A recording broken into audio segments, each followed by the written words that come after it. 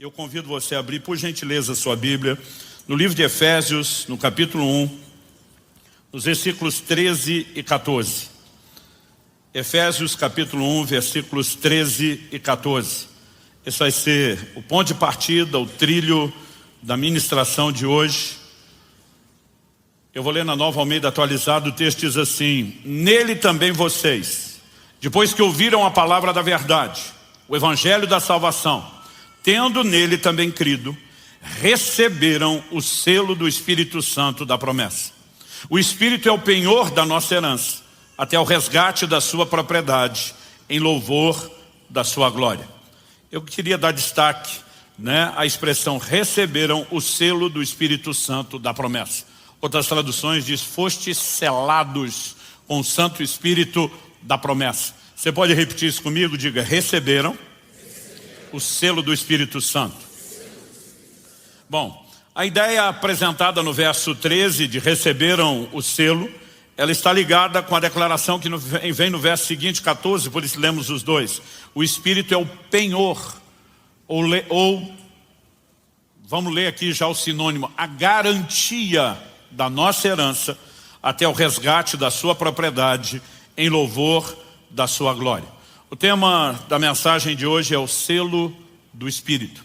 Um assunto que eu creio que nós precisamos entender mais e melhor, não apenas para que tenhamos um bom alinhamento doutrinário, mas porque acredito de todo o meu coração que essa compreensão é uma das chaves mais importantes para a nossa vida cristã, para a nossa caminhada com Deus. A expressão aqui, receberam o selo, ou fostes selados, é na verdade o uso de uma expressão que significa, literalmente, é um verbo, selar, colocar um selo, marcar com um selo, de acordo com o léxico de Strong. O dicionário Divine enfatiza que o uso do verbo selar não pode ser desassociado da ideia de selo no contexto geral ao longo da Bíblia. E eu quero apresentar alguns dos usos da expressão selo, mesmo fora do contexto do Espírito Santo. Em Apocalipse 7, nos versos 2 e 3, nós vemos uma declaração a respeito da necessidade de selar os servos de Deus na testa, para que eles não sejam julgados com os outros. E aqui o uso do simbolismo do selo era o mesmo de ao longo da história, para muitas outras coisas, o de um emblema de propriedade e também de proteção. Algumas vezes ele é usado para falar de autenticação, como em Romanos no capítulo 4, no verso 11, a Bíblia falando da justiça da fé de Abraão, e o selo da fé por meio da circuncisão. Em 1 Coríntios 9, 2, Paulo se refere aos coríntios como selo do seu apostolado. O texto também sinaliza não apenas propriedade, autenticação, mas também segurança e destino. Em segunda carta de Paulo a Timóteo, no capítulo 2, no verso 19, a Bíblia diz, entretanto, o firme fundamento de Deus permanece, tendo este selo, o Senhor conhece os que lhe pertencem. Às vezes era usado para falar de segurança, proteção ou permanência, como em Mateus 27, 66, que diz que selaram o túmulo de Jesus. E o próprio destino de Satanás, ainda que negativo por conta de juízo. Apocalipse, no capítulo 20, ali, a partir do verso 3, fala de Satanás sendo colocado numa cadeia e um selo sendo colocado sobre ele. Ou seja, ao olharmos para essas declarações todas, a ideia de selo na Bíblia indica propriedade, autenticação, segurança e destino. Todas essas coisas apontam numa direção. Deus quer autenticar a nossa fé, quer garantir que sejamos propriedade dele, que ele nos guarda e que o destino daquilo que ele tem planejado e preparado para cada um de nós seja cumprido.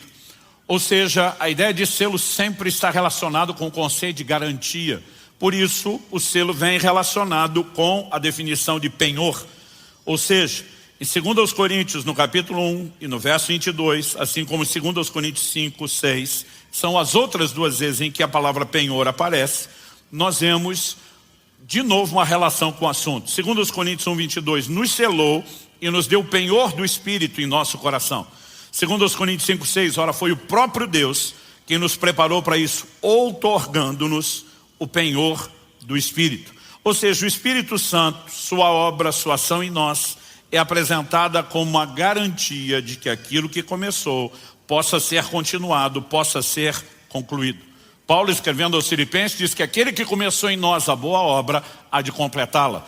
Da parte de Deus, a disposição é sempre de levar até o fim aquilo que ele começou. O apóstolo Pedro diz lá em 1 de Pedro, no capítulo 1, no verso 9, para que alcanceis o fim da vossa fé, a salvação das vossas almas. Então, sabemos que a salvação está em desenvolvimento. Filipenses 2,12 diz, desenvolvei a vossa salvação. Mas Deus quer nos levar ao destino final. Agora, o que é que eu e você precisamos entender sobre essa garantia? Se ela está relacionada com a ação do Espírito, não apenas sua pessoa, sua presença, mas sua obra em nós, então é evidente que tudo começa por um reconhecimento. O Espírito Santo habita em todo aquele que se converteu, né? Que normalmente nós chamamos de um cristão, mas todo discípulo de Cristo, alguém que experimentou o novo nascimento, tem direito a experimentar a presença do Espírito Santo na sua vida. Efésios capítulo 2, verso 22 diz, nele também vocês estão sendo edificados junto com outros, para serem morada de Deus no Espírito. Ou seja, Deus, na pessoa do seu Espírito, veio fazer morada em nós. Em 1 Coríntios 3, no verso 16, a Bíblia diz, vocês não sabem que são santuário de Deus e que o Espírito de Deus habita em vocês? Por outro lado, em Romanos, no capítulo 8, no verso 9, Paulo deixa claro que quem não tem o Espírito de Cristo não é dele. Quem é dele tem, e quem não é, né? Quem não tem, não é dele. Romanos 8, 9 diz, vocês, porém, não estão na carne, mas no Espírito, se de fato o Espírito de Deus habita em vocês. E se alguém não tem o Espírito de Cristo, esse tal não é dele. No entanto, nós não podemos negar que há alguns textos que, quando falamos do Espírito Santo, de receber o Espírito Santo, eles são um tanto quanto contraditórios. Eu digo soam, porque a Bíblia não se contradiz. Ela é perfeita, né, na sua harmonia, na maneira como a sua revelação se encaixa. E eu costumo dizer que diante de qualquer aparente contradição, o que você tem é apenas um desafio de interpretação. Estou dizendo isso porque a maioria das pessoas entende, a partir do momento da conversão, do novo nascimento, o Espírito Santo veio habitar em nós, deduz-se que isso seja um processo automático. No entanto, em Lucas, no capítulo 11, no verso 13, Jesus diz, ora, se vocês são maus, sabem dar coisas boas aos seus filhos, quanto mais o Pai Celeste dará o Espírito Santo àqueles que o pedirem. Agora, Jesus está falando sobre pedir. E a ideia é que você pede para que possa receber. É toda a ênfase do ensino de Jesus sobre oração. Então, se fosse recebimento automático, seria desnecessário pedir. Se tem que pedir, o recebimento não é automático. E alguns começam a questionar, mas espera aí, como exatamente se dá essa dinâmica? E não adianta pedir antes da conversão. Ah não, está falando de pedir porque é a pessoa que quer converter, e quando converter, ela automaticamente vai receber. Jesus diz em João, no capítulo 14, no versos 16 e 17, eu pedirei ao Pai, Ele lhes dará outro Consolador, a fim de que esteja com vocês para sempre. É o Espírito da verdade que o mundo não pode receber, porque não vê nem o conhece. Vocês o conhecem, porque Ele habita com vocês e estará em. Esse em é do lado de dentro. Por enquanto Jesus diz, Ele está presente. Vocês podem perceber a ação dele, mas daqui a pouco ele estará do lado de dentro. Mas Jesus diz, o mundo não pode receber. Ou seja, alguém que não nasceu de novo, não pode pedir o Espírito Santo esperando que o receba, porque sem o novo nascimento não recebe. Pressupõe-se que quem está pedindo é alguém que nasceu de novo. Mas se é automático, por que é que tem que pedir? Então, essas coisas têm trazido muito debate entre algumas escolas teológicas, né? Relacionando não só o questionamento com, peraí, é aqui, é depois, mas também com a própria ideia do selo do Espírito Santo, que sempre esteve associada ao entendimento da habitação no cristão. Então, aqueles que dizem, isso aqui é automático, o Espírito Santo veio habitar em mim, pressupõe, eu recebi o selo de cara no dia da conversão. Aqueles que dizem, não, existe alguma coisa a ser buscada depois, empurram o recebimento do selo para depois. Eu acredito que nós somos de uma percepção bíblica mais clara para entender o que de fato é o selo do Espírito em nós. E não dá para falar da segunda coisa sem resolver a primeira. Então, na terça-feira à noite, né, eu vou falar mais sobre essa distinção, mas A única forma de você conciliar as aparentes contradições depois. É quando você entende que a Bíblia nos apresenta duas experiências distintas. Uma delas se dá na conversão, quando nascemos de novo e de fato a pessoa do Espírito Santo vem habitar em nós. Outra delas, depois de já tê-lo habitando em nós, é quando somos revestidos de poder.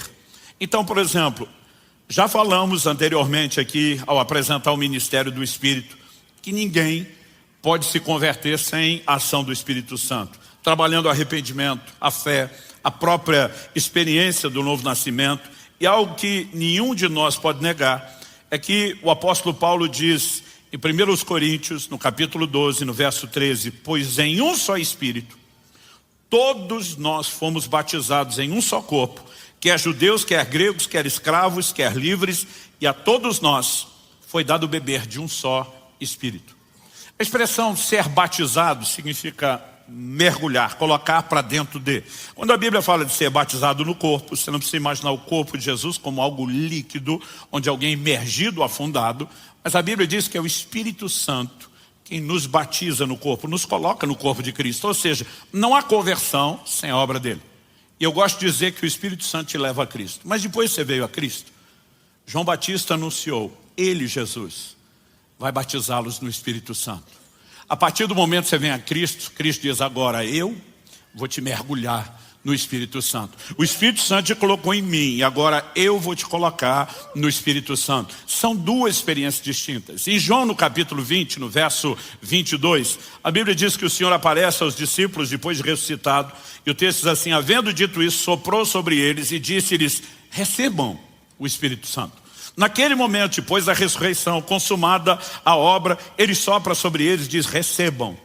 Eu acho interessante que ele não diz, olha, isso aqui é só uma ensinação profética, mas não vai acontecer agora. É outro momento. Ele dá a entender, o Espírito Santo está disponível e vocês já podem tê-lo. No sentido de habitar em nós. Mas em Lucas 24, 49, Jesus diz, eis que envio sobre vocês a promessa do Pai. Permaneçam na cidade, ele falava de Jerusalém, até que vocês sejam revestidos do poder que vem do alto. Então, mesmo Jesus que soprou e diz, recebam, diz, tem alguma coisa a mais. Quem está acompanhando? Atos capítulo 1, versos 4 e 5. É a continuação do relato de Lucas. E comendo com eles, está falando do período depois da ressurreição, deu-lhes essa ordem, não se afastem de Jerusalém, mas esperem a promessa do Pai, a qual vocês ouviram de mim. Porque João, na verdade, batizou com água, mas vocês serão batizados com o Espírito Santo dentro de poucos dias. Ou seja, o Jesus soprou, falou, o que eu leio para vocês, dizendo, recebam o Espírito Santo, a habitação dele em vocês, não é a experiência com o batismo no Espírito Santo, que ainda está para acontecer. Essas experiências precisam ser distinguidas. Atos capítulo 1, verso 8, o Senhor diz, vocês receberão poder ao descer sobre vocês. Aqui o recebam é do lado de dentro. Antes Jesus diz, o Espírito habita com vocês, mas ele estará do lado de dentro. Agora ele está dizendo, sobre vocês. E quando nós olhamos essas distinções, é evidente que essas duas experiências precisam ser destacadas. O apóstolo Paulo pergunta aos Efésios, recebestes vós o Espírito Santo quando crestes? Se há um recebimento automático na conversão, e de fato a Bíblia está dizendo que sim, que ele vem habitar em nós, mas não há nenhuma outra experiência, por que é que Paulo perguntaria se eles receberam o Espírito Santo? Paulo não está falando da presença habitando, ele está falando do que Atos 19 vai nos mostrar, que é o batismo no Espírito Santo. E quando a gente vai olhando a palavra de Deus, é evidente que não se trata o batismo de algo automático na conversão, mas isso não significa que na conversão nós não nos tornamos morada de Deus no Espírito. Por que eu digo que é importante separar essas coisas? Em Gálatas 3:2, Paulo pergunta, quero apenas saber isso, vocês receberam o Espírito pelas obras da lei ou pela pregação da fé? Ele diz, quando a palavra é pregada, inclusive assuntos como esse estamos ministrando ao longo de todo o mês, fé é despertada, porque fé é necessária para receber o Espírito Santo como qualquer outra coisa, e assim como você precisa quando entrega a sua vida a Cristo. No verso 5 ele volta a dizer, aquele que lhes concede o Espírito e que opera milagres entre vocês, será que ele o faz pelas obras da lei ou pela pregação da fé? Então é necessário uma correspondência de fé específica, é o que Jesus falou, peça o Espírito Santo, creia para que você receba o Espírito Santo. Aí alguns tentam misturar a experiência do batismo no Espírito com a do Espírito Santo vindo habitar em nós na conversão. Diz, não, quando alguém converteu, já recebeu o Espírito Santo, já foi batizado, já tem tudo o que precisa. E eu digo, é confuso você tentar sustentar isso. Por quê? Quando você olha para as declarações do livro de Atos, em Atos 10, na casa de Cornélio, e já lemos esse texto, o povo primeiro foi batizado no Espírito Santo, pode depois ter sido batizado nas águas. Em Atos, no capítulo 8, em Samaria, foi o contrário. Primeiro eles foram batizados por Filipe nas águas, mas a Bíblia diz que sobre nenhum deles ainda tinha descido o Espírito Santo. Então está claro que as duas experiências não necessariamente têm que acontecer junto e nem que haja uma ordem para elas. Em Atos 19, Paulo, enquanto batizava os Efésios, eles foram cheios do Espírito Santo. Então, o batismo no Espírito pode acontecer antes do das águas, pode acontecer durante, ou pode acontecer depois. Não são a mesma experiência. Então, essa distinção, ela é importante para quê? Para que a gente entre num questionamento mais claro. O que é o selo do Espírito? A gente viu que a sua ideia está associada, né, a essa indicação de propriedade, autenticação, de segurança, de destino. Em 1 de João 4,13, a Bíblia diz, nisto conhecemos que permanecemos nele e ele permanece em nós, pelo fato de nos ter dado do seu Espírito. Eu acho interessante a Bíblia não só dizer, nisto sabemos que experimentamos ele, mas ele fala de permanecer nele e ele permanecer em nós, e essa permanência, nós nele e ele em nós, porque nunca é só um lado, é interação de ambas as partes, como a gente vem destacando mensagem após mensagem, e eu vou seguir falando dessa interação o tempo todo, né? A Bíblia nos mostra que isso está relacionado com a ação, a obra do Espírito Santo. Então nós precisamos entender, há uma garantia? Mas o que exatamente é essa garantia e quando ela acontece? De uma forma geral, as igrejas tradicionais históricas sempre associaram o selo com a conversão. Até porque o texto que nós lemos de Efésios capítulo 1 é muito claro. Ele diz, nele, se você olhar o versículo 12, termina falando em Cristo, então nele em Cristo, né? Quando chega ali, Efésios 1,13, nele também vocês, depois que ouviram a palavra da verdade, o evangelho da salvação, ou seja, quando forem evangelizados, tendo nele também crido, quando houve a resposta de fé para a conversão, receberam o selo do Espírito Santo da promessa. Então eles sempre disseram, não tem o que discutir. Foi na hora que o evangelho foi pregado, houve uma resposta de fé, houve conversão, houve novo nascimento, o Espírito Santo veio habitar em nós, a habitação dele, a partir da conversão, é o selo. Quando o movimento pentecostal rompeu por todo o mundo, na virada do século XIX para o XX, porque ao longo de muitos séculos as manifestações do Espírito Santo, os dons, as experiências se tornaram muito raras e pouco experimentadas. Mas quando Deus começou a restaurar isso no movimento pentecostal, e eu gosto de dizer que isso se espalhou que nem fogo em capim seco pelo mundo todo, eles começaram a dizer, não, o selo, a garantia não é o novo nascimento, a conversão. E eles tinham tanto o que acreditavam ser uma base bíblica, como misturaram algo perigoso na hora de você fazer doutrina, que diz respeito à experiência. Base bíblica. Eles pegaram, segunda epístola de Paulo aos Coríntios, capítulo 1, versos 21 e 22, que diz assim, aquele que nos confirma juntamente com vocês em Cristo, e aqui está falando de confirmar em Cristo, ou seja, é a autenticação, é a ideia do selo. Ele diz, aquele que nos confirma junto com vocês, não só nós, mas vocês também em Cristo, e que nos ungiu é Deus, e que também pôs o seu selo em nós, e nos deu o penhor do Espírito em seu coração. E sério, peraí, quando está falando que nos ungiu, está relacionando o selo com a unção, com o revestimento de poder, com a segunda experiência e não com a primeira.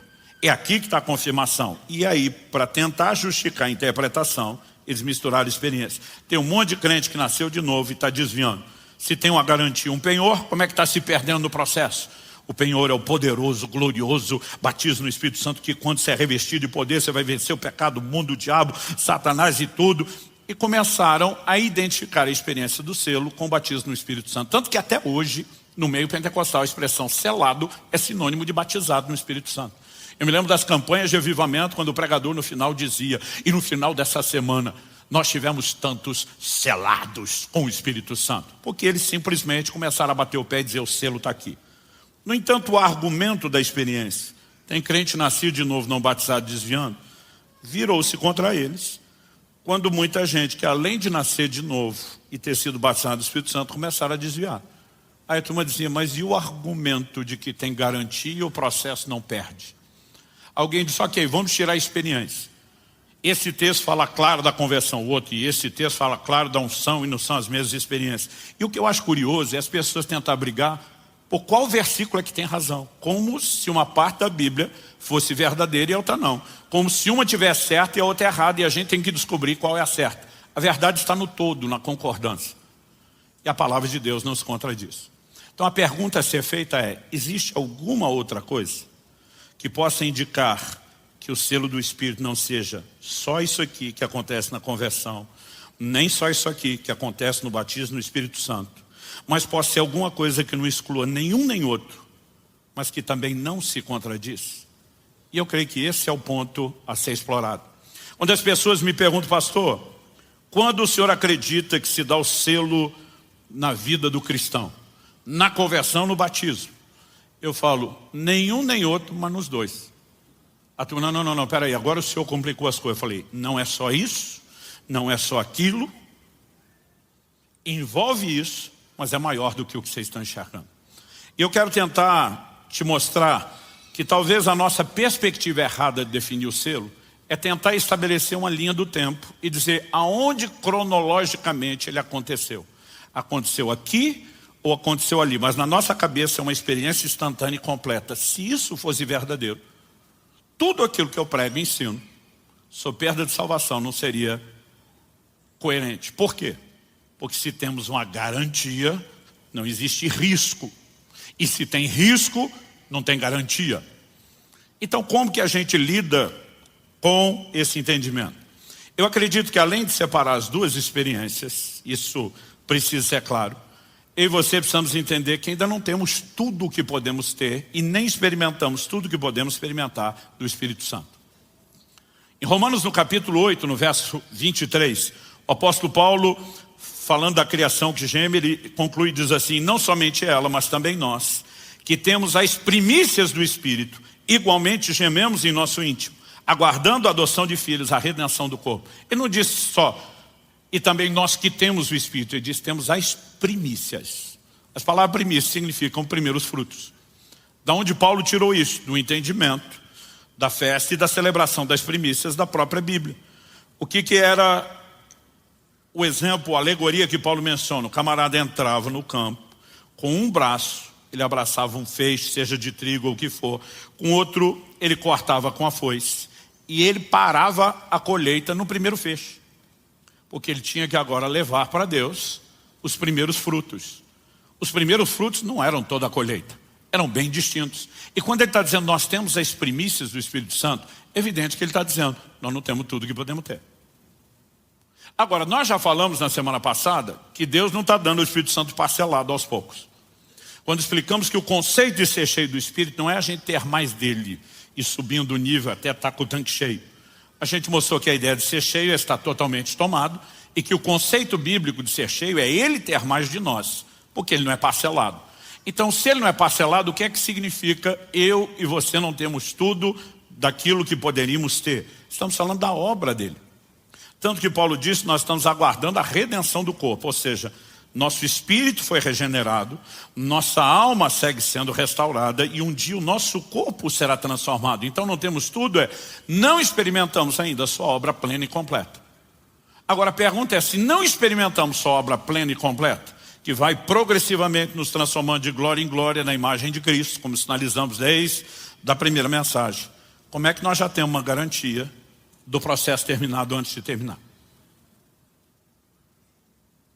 Eu mencionei 1 de Pedro 9, para que alcanceis o fim da vossa fé, a salvação das vossas almas. Esse é o objetivo final.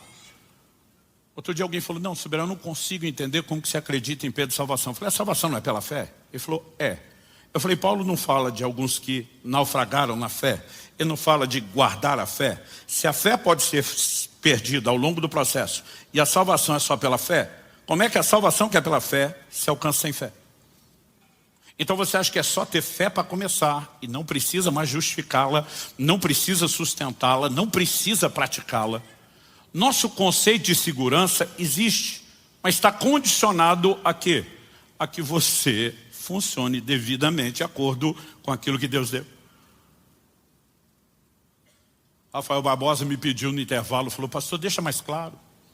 Tipo assim, mostra que um selo de garantia num produto, ele é válido enquanto você usa direito. Ele diz, não adianta jogar o iPhone debaixo da roda do carro, passar por cima e esperar, né, que o fabricante simplesmente dê outro. Existe um entendimento prático sobre isso? As escrituras nos mostram que sim.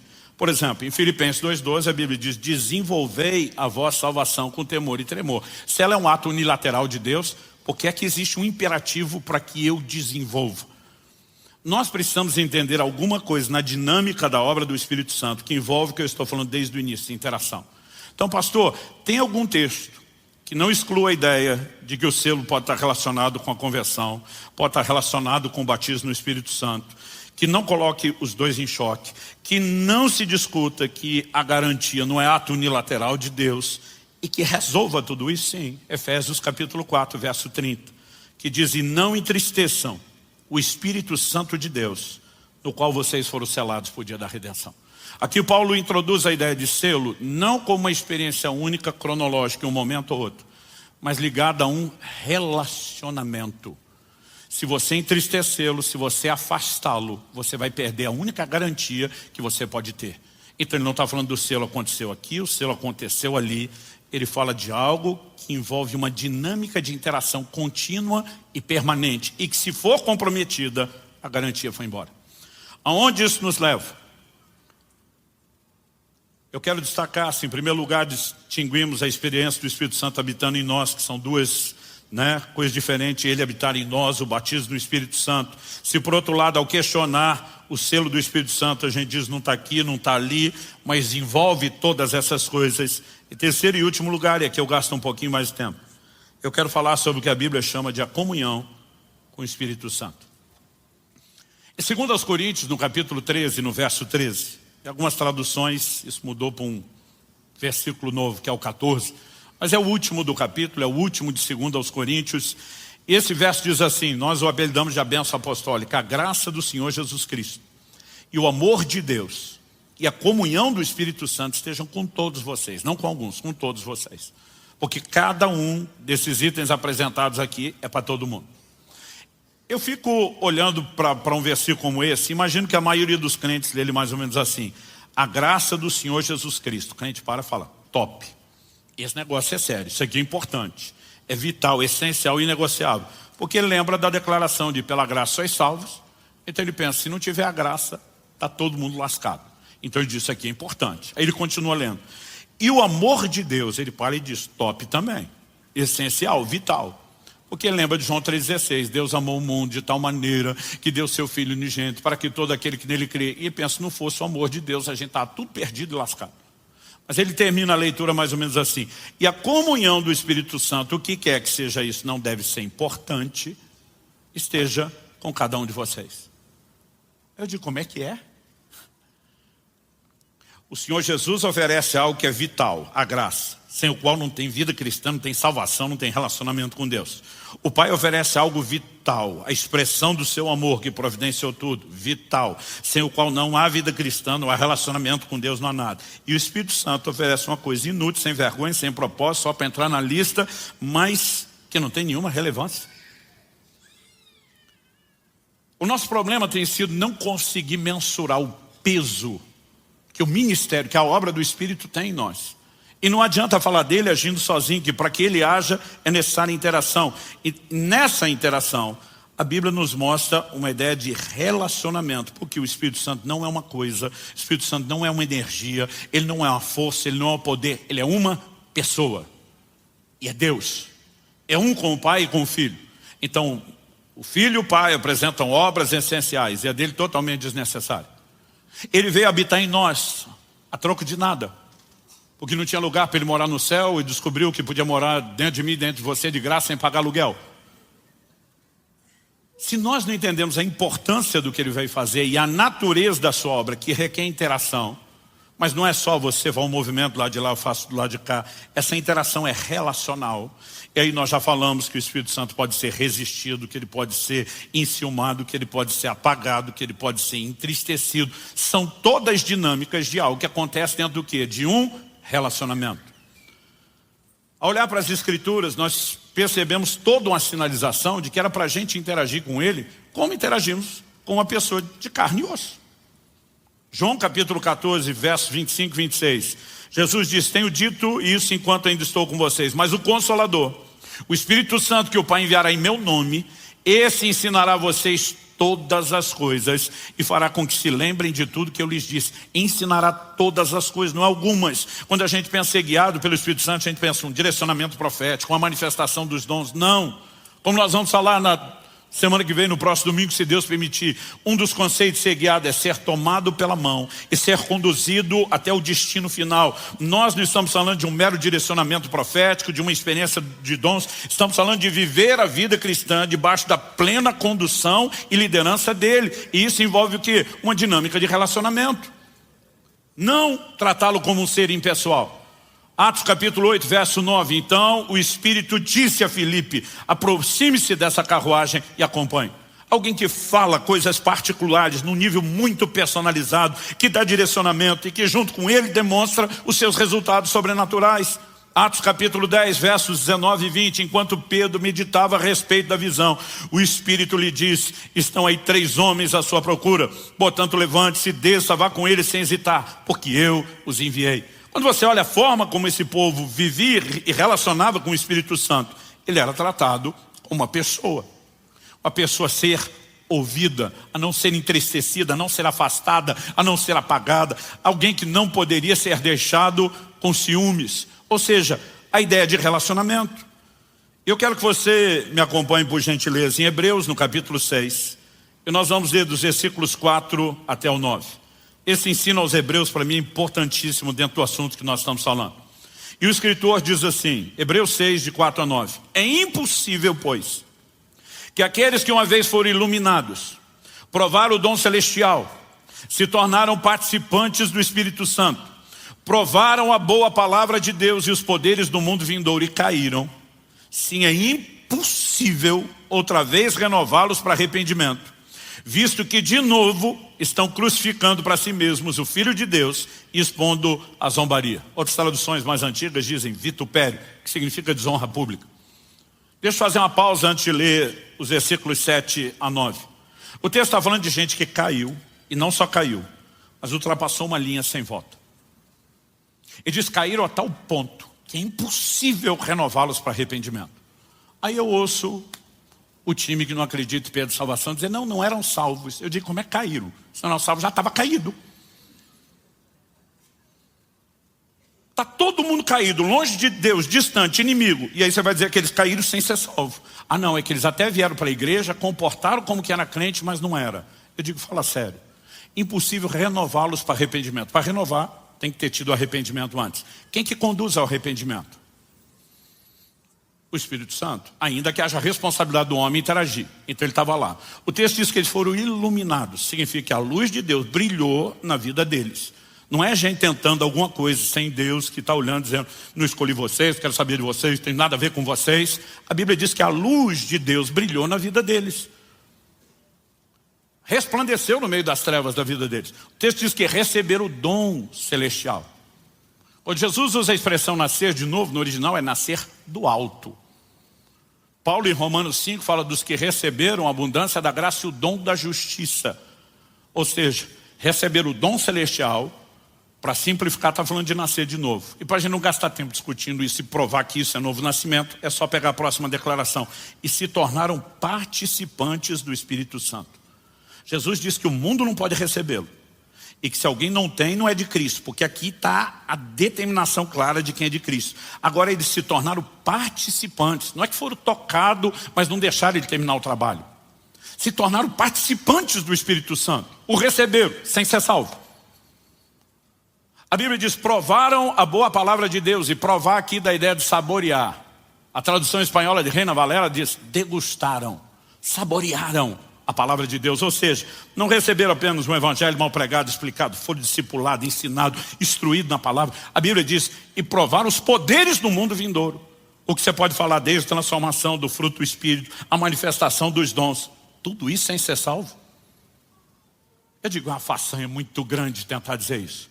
Mas a pergunta é, se só ter o Espírito Santo habitando em nós, ou se só ter sido batizado no Espírito Santo é garantia de que o processo termine, como que alguém que participou do Espírito Santo pode cair a ponto de não mais poder ser renovado para arrependimento? Então a pergunta é, será que nós entendemos o que exatamente é o selo? Do que o texto está falando? Vamos continuar no verso 7 até o 9. O verso 7 começa com a conjunção explicativa. Por quê? Um raciocínio está sendo construído e uma explicação será feita. Porque a terra que absorve a chuva que frequentemente cai sobre ela e produz plantas úteis para aqueles que a cultivam, recebe bênção da parte de Deus. Mas se produz espinhos e ervas daninhas, é rejeitada, perto está da maldição e o seu fim é ser queimada. Eu durante muito tempo li os versículos 7 e 8 com uma sensação de, parece que copiar e colar o texto no lugar errado. Na linguagem de informática, Ctrl+C e Ctrl+V no lugar errado. Eu não sei se alguém já fez isso. Já fiz isso com texto, com livro. Estou revisando o material, não. Eu sei que não ficaria tão bem aqui quanto lá no fim. Eu recorto, mas enquanto ainda estou analisando, até na hora de chegar ao lugar, eu fico me perguntando, o que é que eu fiz com esse texto? Eu preciso de outra revisão para descobrir que colei no lugar errado. Né? E aí fica totalmente sem sentido. A sensação que eu tinha é essa. Mas no versículo 9, o escritor deixa claro que ele não mudou o assunto. Ele diz, quanto a vocês, meus amados, ainda que falemos dessa maneira, estamos certos de que coisas melhores os esperam, coisas relacionadas com a salvação. Você pode repetir isso comigo? Diga, coisas melhores relacionadas com a salvação. Só mais uma vez, coisas melhores relacionadas com a salvação. Outra tradução diz, de vós, amados, esperamos coisas melhores. O que significa esperamos coisas melhores? Em primeiro lugar, no sentido genérico, falando de todo crente, em todo lugar, em todas as épocas, Deus tem o direito de esperar de mim e de você o melhor, o nosso crescimento, porque Ele fez o seu melhor por nós. Filipenses 1:27 diz que eu e você temos que viver de modo digno do Evangelho com o qual nós somos chamados. Isso não significa que a gente recebeu o Evangelho por ter dignidade própria, mas depois que o Evangelho nos dignificou em Cristo, nós precisamos de uma resposta digna ao investimento feito, e nós temos que levar Deus a sério. Não podemos viver de brincadeira. Quem está entendendo? Então ele está dizendo, de você esperamos coisas melhores. Esse é o sentido genérico. Mas ainda que a gente vá olhar aquilo que é genérico para todo cristão, não dá para negar que o escritor de Hebreus estava falando com um grupo específico de crentes. Então ele está falando por um grupo de crentes que está de pé, mas ele acabou de citar um grupo de crentes que não só caiu, mas caiu a ponto de não poder ser renovado para arrependimento. Aí ele fala para os de pé, de vocês, esperamos coisas melhores. Melhores do que quem? Do que eles. E é nesse intervalo que ele apresenta uma alegoria. Ele está falando de crente bom, que está de pé, e crente ruim, que caiu. Crente que corresponde com Deus e crente que deixou de corresponder com Deus. E ele entra com uma alegoria, falando de terra boa e terra ruim. Terra que corresponde com fruto e terra que não corresponde com fruto. E ele não está falando literalmente de terra, porque ele termina dizendo no fim do verso 8, e o seu fim é ser queimada. Terra não queima. Você sabe que incinerador é esse que ele está falando? Então a pergunta é, qual é o grande diferencial que determina quem frutifica para Deus e quem não? Durante muito tempo, olhando para esses versos 7 e 8, de forma equivocada, eu pensava, bom, sobre um grupo choveu, sobre outro grupo não choveu. Além do fato de que a Bíblia apresenta as chuvas como uma figura do derramar do Espírito Santo, é evidente que a chuva é um investimento de Deus para que a terra frutifique. E o maior investimento que Jesus sinalizou que nós precisaríamos para viver a vida que Ele espera de nós é o Espírito Santo. Então, eu ficava pensando, então esse aqui deu bom porque choveu sobre eles, esse aqui deu ruim porque não choveu. Se isso fosse verdade, nenhum dos crentes poderia ser responsabilizado por nada, porque a planta não tem o poder de fazer chover sobre si. Então, a que recebeu a chuva seria afortunada, e a que não recebeu seria apenas vítima de uma escolha que não é dela, e ela não poderia ser responsabilizada, o que dizer ser lançada no fogo por causa disso. A pergunta é, Deus está escolhendo sobre quem vai chover? Não, nem no natural, nem no espiritual. No natural, Jesus diz, O Pai Celeste faz sair o sol e cair a chuva sobre justos e injustos. No espiritual, ele diz, derramarei do meu espírito sobre toda a carne. Ele não falou, vou derramar do meu espírito sobre alguns, vou derramar do meu espírito sobre os eleitos, vou derramar do meu espírito sobre os crentes bons das igrejas boas. Ele nunca fez distinção. Ele diz, vou derramar do meu espírito sobre toda a carne. Ele está dizendo, eu estou fazendo investimento para que todo mundo possa corresponder e frutificar. Então qual a diferença entre um tipo de terra e outro? A diferença está aqui no verso 7. A terra que absorve a chuva, que não desperdiça, que aproveita, que interage com aquilo que está sendo derramado sobre ela. E de novo nós voltamos a um elemento comum. O que é a nossa garantia não é uma experiência cronológica ao longo do tempo, é a disposição de ato contínuo interagir.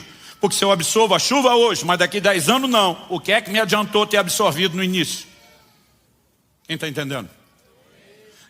O nosso problema é que a vida inteira nós ficamos tentando definir o selo num lugar de referência cronológica. Aconteceu lá ou aconteceu cá. Deixa eu tentar explicar isso de outra forma. Hoje, 17 de setembro de 2023, eu completei exatos, descontando, levando em consideração no bissexto tudo, 18.522 dias de vida. Eu estou há 18.522 dias no planeta Terra. Para simplificar, só conto 50 anos. Que sempre tem um que fica. Que idade ele tem? Pronto, já resolvi o seu problema, você volta a prestar atenção aqui, em vez de ficar fazendo a conta. Se eu levar em consideração aqui, só a nível hipotético,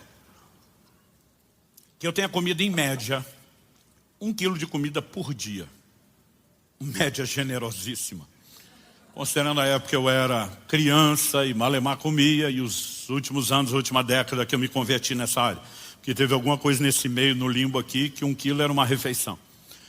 Então, vamos tentar imaginar uma média que sirva para a maioria de vocês. E mesmo para a maioria de nós, a média é generosa. Isso significa que eu já comi, no mínimo, 18 toneladas e meia de alimento. Ou seja, eu sou uma máquina devoradora de alimentos. Eu fico imaginando se eu fosse estocar 18 toneladas e meia de alimento aqui em cima da plataforma, qual seria a altura, porque o espaço já está limitado, qual seria, não a extensão horizontal, mas vertical?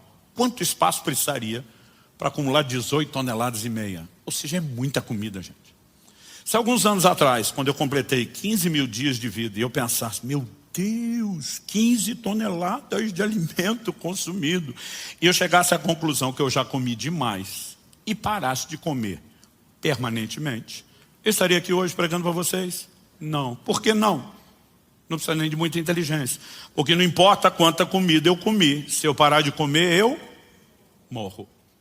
Pelo menos permanentemente. E quando nós falamos do Espírito Santo, a gente não consegue entender a mesma lógica? Deixa eu te dizer uma coisa, não importa quanta experiência já teve com o Espírito Santo. Se você parar de relacionar-se com Ele, você morre. Então o selo não é a experiência do primeiro dia, aleluia, eu tive uma experiência, estou garantido para sempre, não preciso de mais nada. O selo não é a experiência do batismo no Espírito, mas envolve todas essas coisas. O selo é uma resposta contínua de relacionamento com Ele, onde eu e você decidimos, eu não vou apagá-lo, eu não vou diminuir sua obra, eu vou interagi-lo, eu não vou entristecê-lo, eu não vou resisti-lo, eu não vou afastá-lo, eu vou permanecer sensível à sua condução e à sua liderança. Resumindo, o selo do Espírito não é uma experiência única. É um ato contínuo de interação e relacionamento. Por isso, quando a Bíblia diz enchei-vos do Espírito, nunca é uma experiência única. É ato contínuo. Ou seja, alguém pode ter se tornado participante do Espírito Santo, como esses hebreus estão ouvindo falar de um grupo, e ainda assim interromper completamente o processo, a ponto de não ter garantia nenhuma. Aliás, vários textos não só relacionam o conceito do selo com garantia, mas mostram pecados contra o Espírito Santo que sinalizam uma interrupção do processo. E a gente já falou deles. Mas vamos recordar alguns e tocar em outros. Atos 7:51, Estevão diz, vocês sempre resistem ao Espírito Santo. Alguém diz, não, isso aí é quem não converteu. Vamos pular. 1 Tessalonicenses 5:19, falando para o crente, não apaguem o Espírito. Ele não está dizendo que a pessoa do Espírito será extinta, deixará de existir, mas obviamente sua obra na nossa vida, ao ser comparada com o fogo, está dizendo, se você alimenta ela permanece ou aumenta. Se você não alimenta devidamente, ela diminui, e se não alimentar nada, ela pode se apagar completamente. E se eu e você o apagamos completamente e ele é a garantia, significa que nós podemos ter aberto mão da garantia no meio do processo. Em Mateus 12, 31 e 32, Jesus diz: por isso digo a vocês que todo pecado e blasfêmia serão perdoados aos homens, mas a blasfêmia contra o Espírito Santo não será perdoada. Se alguém disser alguma palavra contra o Filho do Homem, isso lhe será perdoado. Mas se alguém falar contra o Espírito Santo, isso não lhe será perdoado, nem nesse mundo, nem no porvir. Aí alguns fazem um malabarismo teológico para dizer: não, isso aqui, o pecado contra o Espírito Santo, e aí eles evitam blasfêmia. Jesus está dizendo que a blasfêmia é um pecado sem perdão. Eles tiram blasfemar, que é um ato de falar do jogo, e diz: o pecado contra o Espírito Santo é não crer em Jesus. Eu digo: como é que é? Então o cara que não creu até agora não vai ser perdoado, ele não pode crer nunca mais. Que conversa é essa? Pega o contexto. A Bíblia diz que os fariseus atribuíram a obra do Espírito Santo, Jesus curando enfermos, expulsando demônios, e ele disse que fazia isso pelo dedo de Deus e pelo poder do Espírito Santo. Eles disseram: você faz isso por Beelzebu, o maioral dos demônios. Eles atribuíram a obra do Espírito Santo a demônio com consciência, não com ignorância. Eu já vi gente que foi em culto e reunião dizer: esse cara é um enviado do Satanás, os milagres que a turma diz que acontece é do diabo. E o cara entrar e receber ele o milagre. E aí ficar em crise: peraí, o diabo está mais forte na minha vida do que Jesus. E tem que parar e pensar e perceber que ele estava numa grande ignorância. Mas essa turma era indiscutível. A Bíblia diz que eles o entregaram por inveja. Era indiscutível, eles reconheciam: só Deus pode fazer isso, não tem outra forma. Mas se a gente admitir, vai ficar ruim para nós. Então vão dar um tombo no cara. E deliberadamente eles passam a falar contra o Espírito Santo, atribuindo a sua obra a demônios. Alguém vai dizer: não, mas é porque não converteu. Ok, vamos falar de convertidos. Hebreus capítulo 10, de 26 a 29. E eu vou ler do 26 a 29 para fazer mais sentido o que no verso 29 é chamado de um insulto ou um ultraje ao Espírito Santo. Se continuarmos a pecar de propósito, outra versão diz deliberadamente, ou seja, intencional, depois de termos recebido o conhecimento da verdade, já não resta sacrifício pelos pecados. Ou seja, intencionalidade em pecar depois de conhecer a verdade.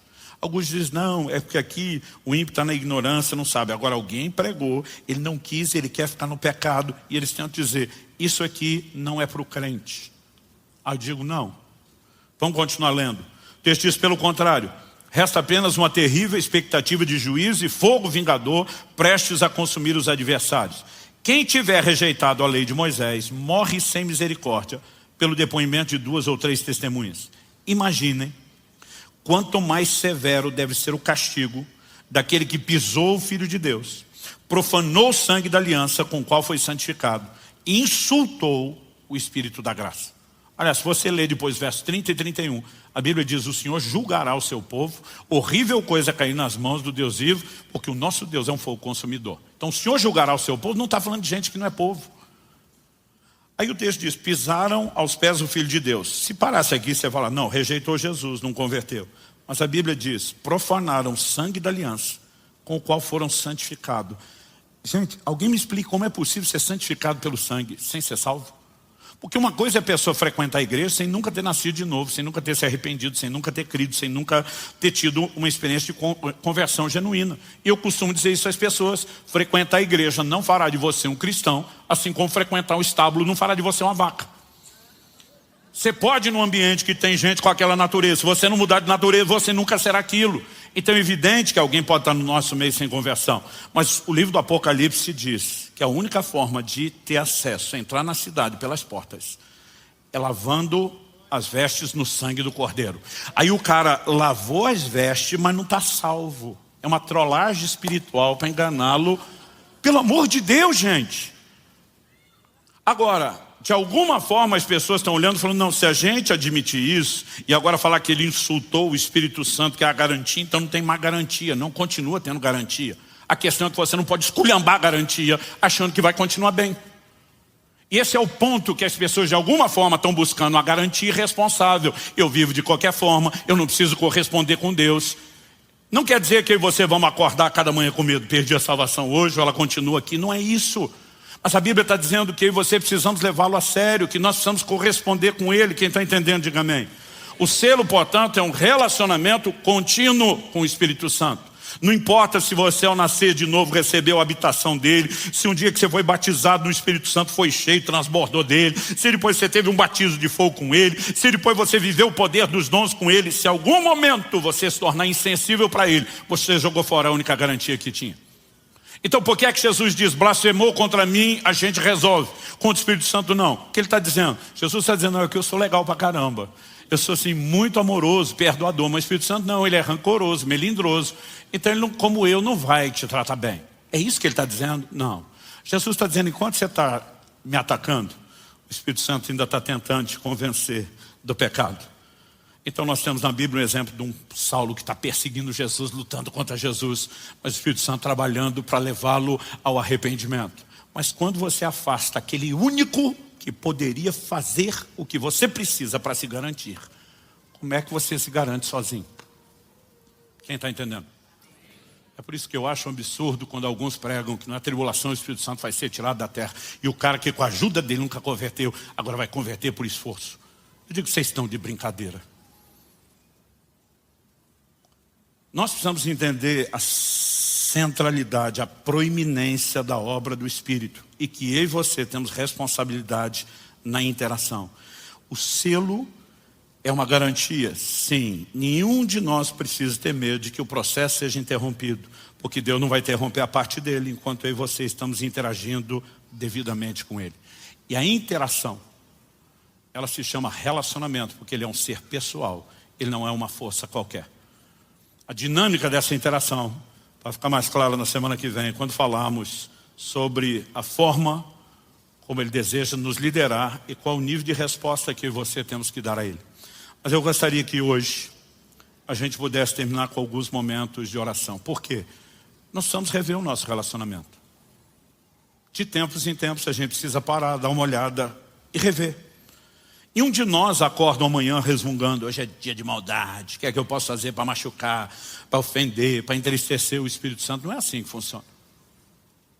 Eu, pelo menos, quando olho para a minha vida, eu posso garantir para você que por compromisso, por proximidade, por uma série de assuntos sem tirar a responsabilidade de amar os demais, as pessoas que eu mais amo são a minha família. Eu nunca acordei uma manhã pensando, o que eu posso fazer hoje para machucar o coração da Kelly? O que eu posso fazer hoje para entristecer ou magoar o Israel ou a Alice?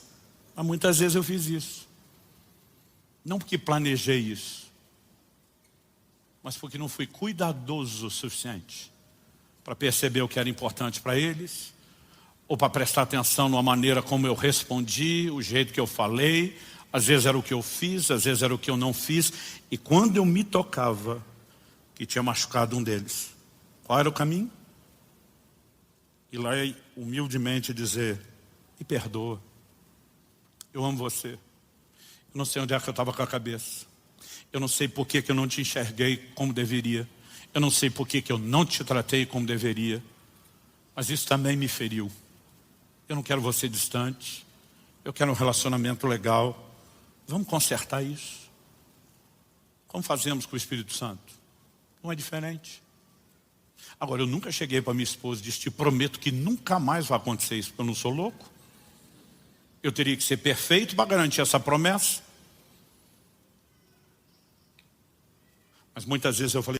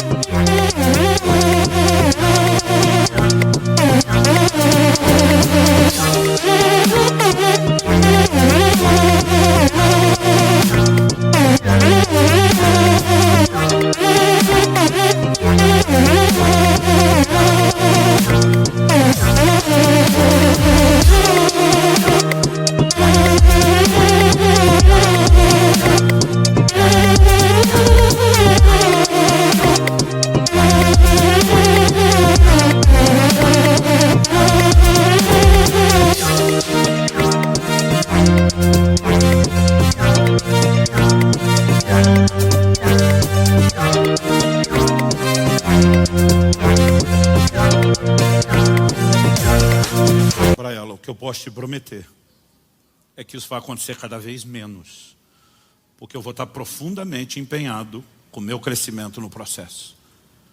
E muitas vezes para o Espírito Santo eu falei a mesma coisa. Eu não posso te garantir que em algum momento, por descuido, eu vá te entristecer. Mas eu te prometo que eu vou entregar tudo de mim. E isso não é suficiente. Eu vou depender de interagir devidamente com o Senhor para poder usar tudo que é seu. Para que isso não aconteça com a mesma frequência e regularidade. Para que eu possa viver transformação. Uma das coisas mais necessárias para qualquer cristão é manter um coração tenro, sensível para o Espírito Santo. A Bíblia disse: hoje ouvides a sua voz, não endureça o coração. E muitos não percebem que começa nas primeiras coisas. Às vezes é um pensamento que ele teve, algo que ele falou, e o Espírito Santo vem tentar convencê-lo: isso não é legal. E muitas vezes o coração endurece. A pessoa se enche de razão para justificar o que fez, por que fez. E muitas vezes o processo vai lentamente. Uma coisa é entristecê-lo uma vez.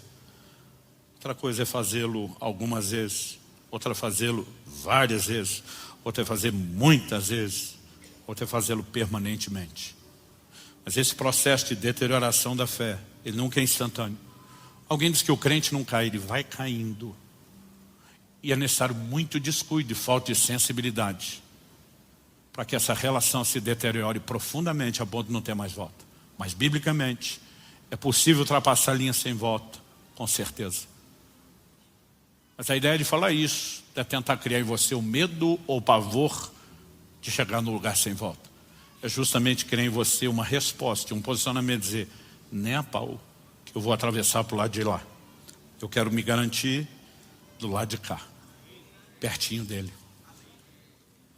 Eu acredito que no domingo que vem nós vamos ter a orientação mais prática de todos os ensinos possíveis. Como interagimos e relacionamos com ele com simplicidade e praticidade no dia a dia. Mas toda essa construção é importante.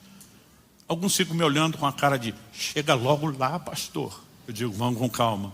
Nós estamos montando um quebra-cabeça, né? Tanto doutrinário quanto de orientação prática. A Bíblia não falaria tanto sobre o assunto, para a gente só ir correndo no resultado final e dizer: é só isso, acabou. É importante que a gente entenda o processo. Mas eu gostaria que nesse momento você fechasse seus olhos por um instante e você pudesse ter um momento de conversa, de como o salmista poder dizer: sonda, meu Deus, e conhece o meu coração, vê se é em mim algum caminho mau. De poder dizer: Espírito Santo, pode ser que algumas vezes meu coração esteja tão duro que eu não percebo o quanto eu te resisti, ou o quanto eu te entristeci, ou o quanto eu te enciumei. Mas eu não quero perder a sensibilidade, eu não quero endurecer o coração, eu não quero perder a capacidade de te ouvir e principalmente dar ouvidos e corresponder ao que o Senhor está falando. Eu creio que nessa manhã, mais do que a clareza da doutrina bíblica, Deus quer soprar sobre o meu e o seu coração. Ele quer resgatar a sensibilidade. Ele quer gerar em nós uma disposição de correr para Ele, de reconhecermos que nós precisamos da comunhão com o Espírito Santo, que esse relacionamento é ato contínuo. E não estou falando de uma experiência com os dons. Estamos falando daquele que quer nos transformar na imagem de Jesus, que quer nos guiar em todo o processo de santificação. Parte do combo também envolve os dons, mas passa pelo fruto do Espírito, por mudança de caráter, por um comportamento que exalta e glorifica a Deus. E esse é um excelente momento para você rever as coisas. Talvez seja muito rápido para o que a gente num paralelo chamaria de um ADR, discutir a relação com Ele. Mas pode ser um momento de, pelo menos dizer para Ele: foi mal, eu sinto muito, eu quero me aproximar, eu quero descobrir o que é estar perto, eu quero conhecer o que talvez eu nunca conheci, sobre esse lugar de relacionamento, de comunhão, de intimidade. Fale isso para Ele. Espírito Santo sopra sobre nós. Nós temos clamado dia após dia, semana após semana ao longo desse mês, por despertamento, por um sopro de Deus, por uma mudança não só de entendimento, mas de atitude, de comportamento de cada um de nós. E nós reconhecemos o quanto precisamos do Teu toque. E ainda que haja disposição de correspondência, nós não podemos fazer isso sozinhos. Então nós oramos, sopra sobre nós, não só aqui e agora, mas que saímos desse lugar, haja aquela percepção de que algo distinto começou. E a capacidade de corresponder ao Senhor seja encontrado no coração de cada um de nós. Nós oramos em nome de Jesus e para a glória de Deus.